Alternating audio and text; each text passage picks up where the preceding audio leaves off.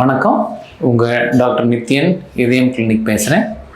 இன்றைக்கி இந்த வீடியோ மூலிமா உங்களை எல்லாம் சந்திப்பதில் எனக்கு மகிழ்ச்சி. லைஃப் ஸ்டைல் டிசீசஸ், அதாவது வாழ்வியல் முறை தவறியதுனால வர்ற டிசீசஸ் என்னென்ன, அதை பற்றி பேச போகிறோம்.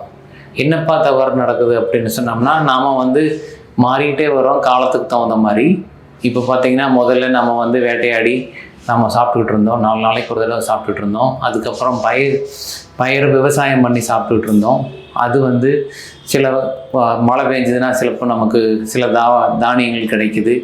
அது வெயில் காலத்தில் சில வகை தானியங்கள் கிடைக்குது. அந்த மாதிரி மாறி மாறி சாப்பிட்டுட்டு இருந்தோம். அதுக்கப்புறம் இப்போ பார்த்திங்கன்னா 24/7 நினச்ச நேரம் எங்கே வேணாலும் எது வேணாலும் சாப்பிட்ணும். ஸோ இந்த மாதிரி மெயினாக சாப்பாடே மாறி இருக்குது. ரெண்டாவது உழைப்பும் மாறி இருக்குது. காடுக்குள்ளே ஓடி ஆடி வேட்டையாடி எல்லாம் செஞ்சுட்டு இருந்தவன், விவசாயம் பண்ணிக்கிட்டு இருந்தவன், இப்போ கால் மேலே கால் போட்டுட்டு காரில் போய் இறங்கி பைக்கில் போய் இறங்கி 4 மாடி ஏறி நம்ம வேலை செஞ்சுட்டு நம்ம பாட்டுக்கு சாயங்காலம் வீட்டுக்கு வரோம், சாப்பாட்டு மூட்டை கட்டி எடுத்துகிட்டு போயிடும். ஸோ அதனால் இது எல்லாமே மாற்றங்கள். இந்த மாற்றங்கள்னால நமக்கு என்ன ஆகுது அப்படின்னு சொன்னோம்னா, நம்ம உடம்பு இதுக்கான டிசைன் கிடையாது. நம்ம உடம்பு நம்ம அனிமல்ங்கிறத நம்ம ஞாபகம் வச்சுக்கணும். ஸோ அப்படிங்கிற போது நாம் ஓடி ஆடி நடந்து வேலை செஞ்சு அதனால் ஒரு சோர்வு ஏற்பட்டு அதனால் பசி எடுத்து அதுக்கப்புறமா சாப்பிட்றவங்க தான் நம்ம.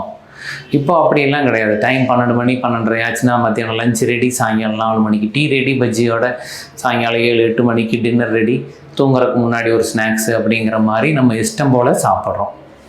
சரிங்களா? அதே மாதிரி நம்ம எக்ஸசைஸும் மாறி போச்சுங்கிறத நான் சொன்னேன். இந்த மாதிரி பல கால சூழல் மாற்றங்கள்னால இப்போ என்ன ஆச்சு அப்படின்னு சொன்னோம்னா, நமக்கு நிறைய வியாதிகள் வருது. இது ஏன் நாம் தெரிஞ்சுக்கணும் அப்படின்னு சொன்னோம்னா, ஹார்ட்டுக்கு பாதிப்பு ஏற்படுற விதத்தில் இது எல்லாமே அமையுது.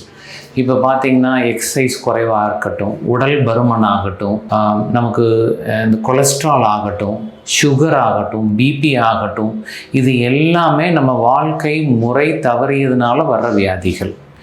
இது எல்லாமே என்ன பண்ணுது அப்படின்னு சொன்னோம்னா, இது ஒன்று தனித்தனியெல்லாம் ஒன்றும் வராது. சுகர் இருக்கிறவங்களுக்கு பார்த்திங்கன்னா நிறைய பேர்த்துக்கு பிபி இருக்கும், கூடவே கொலஸ்ட்ராலும் சேர்ந்து தான் இருக்கும்.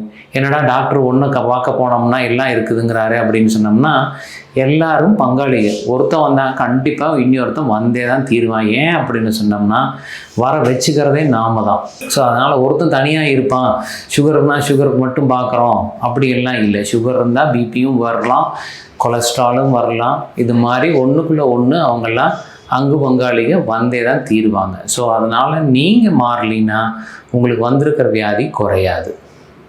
அதனால் இதை பற்றி நம்ம தெரிஞ்சுக்கணும்.